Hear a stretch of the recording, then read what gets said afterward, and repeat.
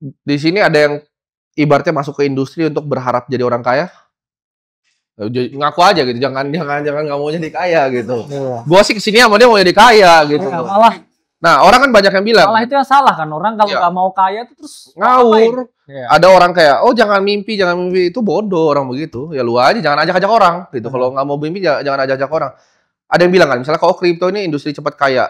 Ini gua ngomong bukan masalah cepat dalam waktu, tapi ini fakta. Kalian coba cari ya di Forbes Billionaire List. Kalian sort industrinya, finance and investment, atau apapun lah industrinya. Kalian cari dari umurnya deh. Yang 30-an sampai multiple billion, bukan 1 billion ya. Ya. 1 billion dari inheritance banyak. Multiple gue bilang ya. 5 billion, 6 billion. Itu cuma dari 2 industri. Gue kan bilang ada 5 yang ke depan. AI itu kalah loh sama kripto, hartanya yang dibikin. Ya. AI kalah sama kripto, cuma 2 industri. Ada yang tahu duanya ini apa? Coba. Satu apa? Udah gue sebut tadi. Satu kripto bukan AI. Kripto. 2 AI. Kalah. Energi. Kalah. Nah, ada energi mah jauh banget. Belum ada. Bank tua-tua. Ini gue gak pernah share nih duluan.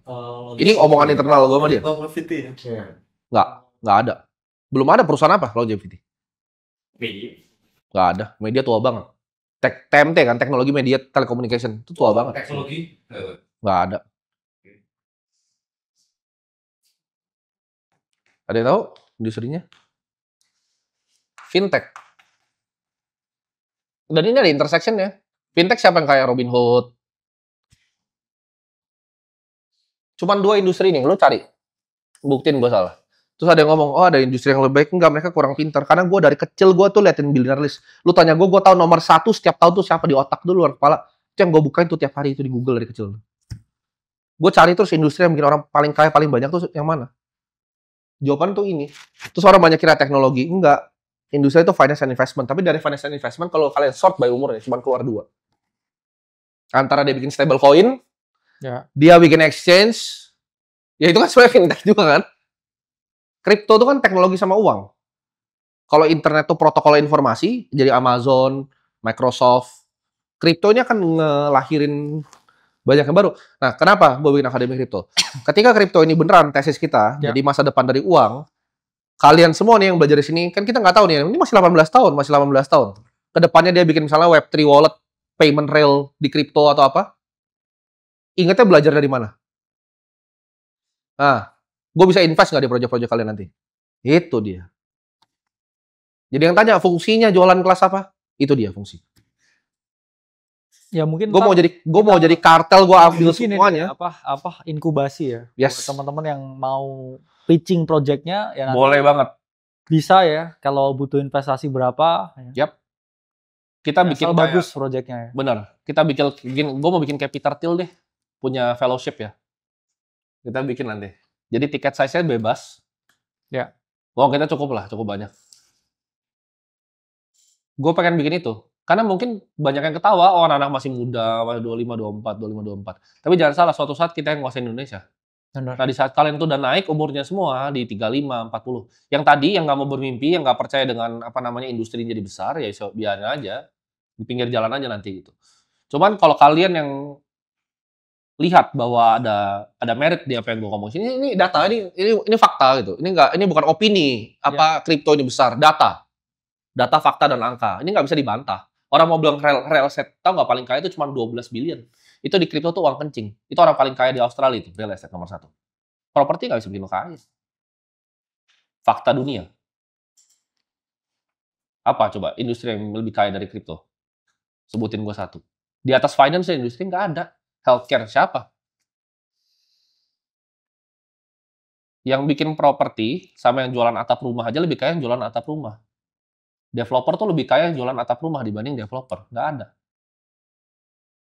Namanya Diane Hendricks tuh cewek. 20 billion. Paling kaya real estate itu cuma 12. Kecil, 12 billion di kripto apa bro? Itu cap apa itu? Project apa 12 billion? Market cap ya? Iya. Itu udah di top 20 yang nggak dipakai udah segitu ya valuasinya. Ini uang bisa dibikin kalau kalian benar-benar bikin sesuatu yang emang berfungsi. Contohnya, kan kita sebenarnya banyak lempar-lempar ide ya. Blockchain itu bakal dipakai contohnya. Lu bisa bikin blockchain buat medical record. Kita kan ada invest juga ya di salah satu perusahaan, itu blockchain consulting dipakai sama semua bank di Indonesia sekarang. Itu kalau kalian bisa bikin, kalian bisa solve problemnya. Ini gue kasih ide nih ke kalian. Abis itu kalau bisa bikin, datang ke kita, ayo. Datang kita yang invest. Gue belum lihat ada yang selesain healthcare blockchain Indonesia. Karena gue selalu percaya isi form di rumah sakit itu hal yang sangat kurang pintar. Kenapa? Karena ada orang yang datangnya sendiri, nggak bisa isi form dia. Sakit orangnya.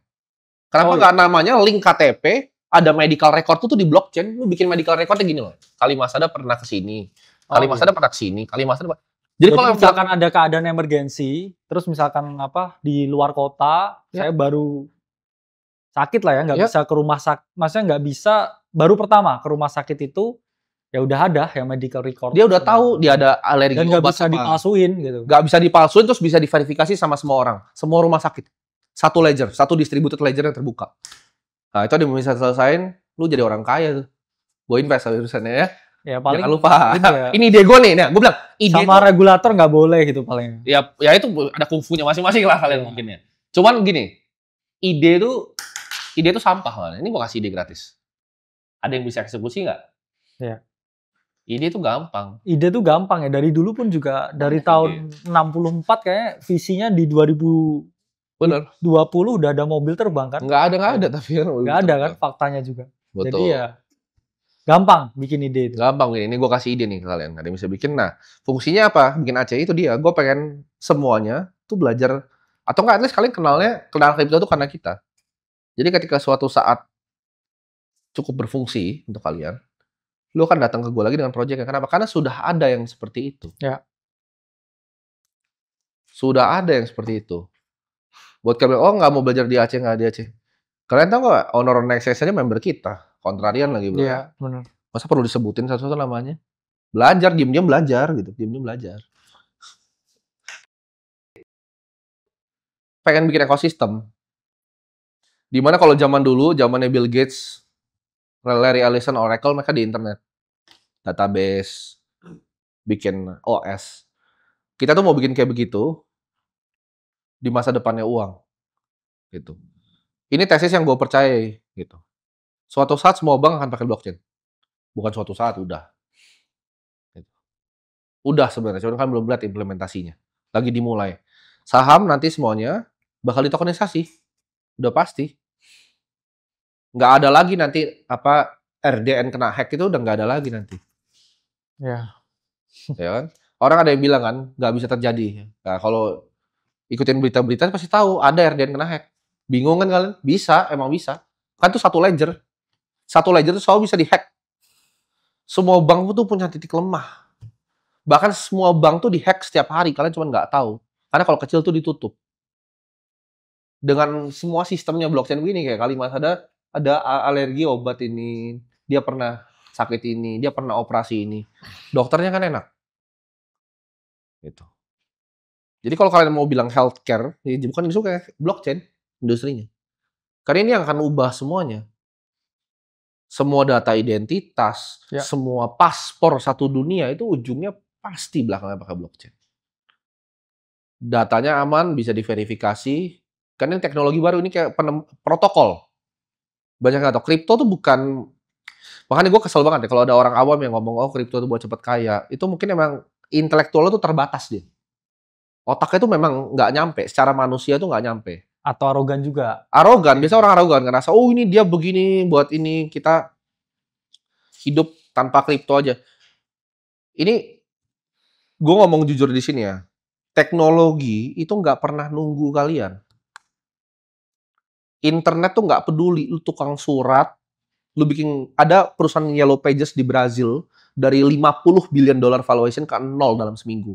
Ketika internet itu diciptakan. Silahkan kalian cari, ada itu. $60 billion, 0, seminggu. Teknologi itu nggak pernah nunggu. Jadi kita kan gembar-gembar sini, kita bilang kripto ini masa depan, blockchain itu akan ganti semuanya. Ini nggak bakal nunggu orang. Mereka teknologi itu nggak peduli, lu mau terima atau enggak. Kalau lu punya toko fisik zaman dulu, lu nggak peduli internet, Lu habis sama yang jualan di Shopee sama Tokopedia kan sekarang kan. Dan orang-orang tua itu gimana sekarang? Mati, nggak bisa makan. Banyak Kak, luar biasa banyak. Kalah sama anak-anak muda. Yang dari gue zaman 16 tahun orang pada jualan minyak rambut tuh susah. Gue impor dari luar, masukin, gue flooding di market. Teknologi tuh nggak pernah nunggu. Jadi siapa yang bisa harness teknologi duluan tuh dapat keuntungannya. Siapa yang belajarnya telat, ya udah, lu nggak relevan lagi gitu. Dan kripto ini teknologi, ini kayak wave yang kalian nggak bisa stop, keretanya tuh nggak bisa stop. Either lu mau ikut ke dalam atau lu di pinggir gitu loh. Beneran nggak bisa di stop. Orang mau nggak suka Bitcoin itu bakal tetap ada. Karena lu gimana? Lu jadi orang di Uganda nih, lu habis ngerampok emas di Uganda, lu mau taruh uangnya di mana? Ayo. Di fiatnya kah? Lu konglomerat di Afrika, lu taruh uangnya di mana? Lu taruh di Bitcoin, terus lu terbang ke Dubai, lu bikin family office kan? Nggak bisa, lu oligarki di Rusia. Lu nempel sama orang kuat di sana. Lu punya banyak nih, lu baja gitu, pemain baja. Akhirnya apa? Punya family office lagi di Dubai, isinya apa? Bitcoin lagi. Karena ini uang yang nggak bisa diambil sama orang lain. Karena mereka belajar, oligarki Rusia belajar ketika terjadi tensi geopolitik, mereka docking yacht di Eropa, yachtnya disita. Mereka belajar it the hard way. Ketika mereka uangnya di Bitcoin, mereka bisa nyantai di Bali. Jadi Canggu jadi mahal tanahnya karena mereka.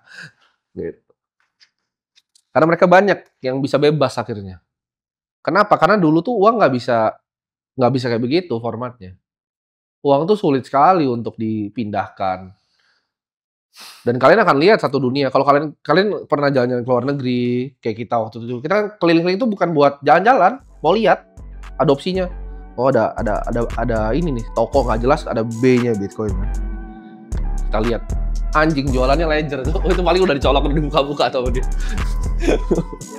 Jualan Ledger aja. Itu masa depan ya, kalau di sini kalian first mover ya kalian bisa dapat keuntungan.